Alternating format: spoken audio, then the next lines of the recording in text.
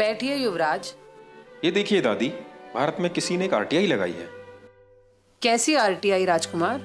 RTI में लिखा हुआ है कि भारत कब और किससे आजाद हुआ। 14 अगस्त और 16 अगस्त 1947 को भारत का शासक कौन था? 25 जनवरी और 27 जनवरी 1950 को भारत का शासक कौन था? ब्रिटेन का शासन किस तारीख को भारत से खत्म हुआ? और क्या ब्रिटिश और उनकी आने वाली पीढ़ी का भारत पर किसी भी तरह का अधिकार है? लेकिन भारत सरकार ने इस आरटीआई का कोई जवाब नहीं दिया और आरटीआई लगाने वालों का दावा है कि आज भी भारत पर आपकी ही हुकूमत चलती है। क्या ये सच है दादी? हमारे पूर्वजों का सपना था कि दुनिया पर उनके वंशजों की हुकूमत बरकरार रहे। मैं तो अब बूढ़ी हो चली हूँ और आने वाले समय में इस महान सिंहासन को तुम्हें ही संभालना है। इसीलिए ये राज की बात बताना तुम्हें अब जरूरी हो गया है। बेटा, सच तो ये है कि आज भी भारत, पाकिस्तान, बांग्लादेश, ऑस्ट्रेलिया, दक्षिण अफ्रीका समेत दुनिया के आधे से ज्यादा देश हमारे गुलाम हैं। ऐसा कैसे हो सकता है दादी? भारत और पाकिस्तान को तो हमने 1947 में ही आजाद कर दिया था। बेटा, इसी भ्रम में रखकर ही हमने भारत के लोगों को आज तक गुलाम बना रखा है। उनको ये आजादी देने का नाटक करना उस समय हमारी मजबूरी बन गई थी, जब सुभाष चंद्र बोस ने आजाद हिंद सरकार बना ली थी। इसी कारण से 1946 में भारत में हमारी रॉयल नेवी में भी विद्रोह हो गया था और जनता में 1857 की तरह विद्रोह होने वाला था। तब हमने गुप्त रूप से शासन करना ही ठीक समझा। गुप्त रूप से शासन का मतलब? भारत को हमने 99 साल की लीज पर वहां के अपने ही चमचों को सत्ता संभालने के लिए दिया था, ताकि भारत के लोगों को लगे कि देश आजाद हो गया। लेकिन सही मायने में आधिकारिक रूप से आज भी भारत पर हमारा ही कब्जा है और हमारे ही बनाए हुए कानून चल रहे हैं, जिससे आज भी हम भारत को खुलेआम लूटकर गरीब और लाचार बना रहे हैं। दादी, ये सुनकर खुशी तो बहुत हो रही है, पर यकीन नहीं हो पा रहा।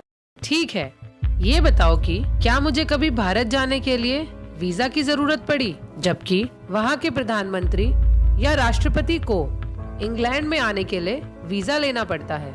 क्या तुम्हें पता है, जब मैं 1952 में रानी बनी तो ब्रिटेन के साथ साथ भारत और पाकिस्तान की भी रानी घोषित हुई थी।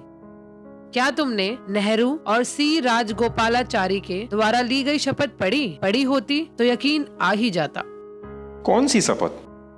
राजगोपालाचारी ने 21 जून 1948 को भारत का गवर्नर जनरल बनने पर शपथ ली थी कि मैं चक्रवर्ती राजगोपालाचारी गंभीरता के साथ इस बात को पक्का करता हूँ कि मैं हिज मैजेस्टी किंग जॉर्ज 6 और उनके उत्तराधिकारी के प्रति विधि के अनुसार वफादार, निष्ठावान रहूंगा और उनके प्रति पूर्ण भक्ति रखूंगा।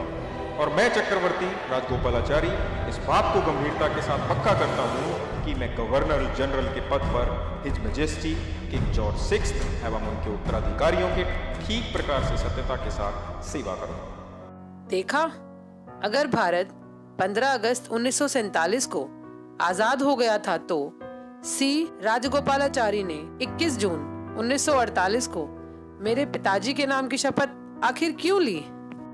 चलो दादी, मान लिया कि 15 अगस्त 1947 को दी गई आजादी झूठी थी, लेकिन 26 जनवरी 1950 में तो भारत के लोगों ने ना खुद का संविधान बनाकर अपने देश को गणतंत्र घोषित कर लिया था। उसके बाद तो उनको आजाद मानना ही पड़ेगा। बेटा, तुम बहुत भोले हो। गणतंत्र शब्द का मतलब भी नहीं समझते। गणतंत्र का मतलब मालिक बनना नहीं होता। वहाँ का संविधान हमारा बनाया हुआ एक कानून ही तो है, जिसका पालन वहाँ के हर एक आदमी को करना ही पड़ेगा। इसको समझने के लिए ये देखो, इंडियन इंडिपेंडेंस एक्ट 1947, इसमें सेक्शन 6 क्लॉज 3 को पढ़ो। इसमें साफ साफ लिखा है कि भारत में कोई भी कानून बनाने का, रोकने का और हटाने का अंतिम निर्णय वहाँ का गवर्नर जनरल ब्रिटेन के राजा की अनुमति से ही कर सकता है। वहाँ का संविधान भी एक कानून ही तो है। जिसको हमारी अनुमति से गवर्नर जनरल सी राजगोपालाचारी ने 26 जनवरी 1950 को मान्यता दी थी। इस समझौते के तहत हम जब चाहे 99 साल की लीज और संविधान को रद्द करके भारत में दोबारा से सीधे सीधे शासन कर सकते हैं। इसी बात को भारत सरकार ने भी एक सरकारी दस्तावेज में स्वीकार किया है। कौन सा दस्तावेज? 1953 में रामनारायण द्वारा पूछे गए एक सवाल के जवाब में भारत सरकार ने आधिकारिक रूप से लिखकर भेजा कि ब्रिटिश नेशनैलिटी एक्ट के अंतर्गत भारत का हर व्यक्ति ब्रिटिश कानूनों के अधीन है और यह स्थिति भारत के गणतंत्र होने के बाद भी नहीं बदली है।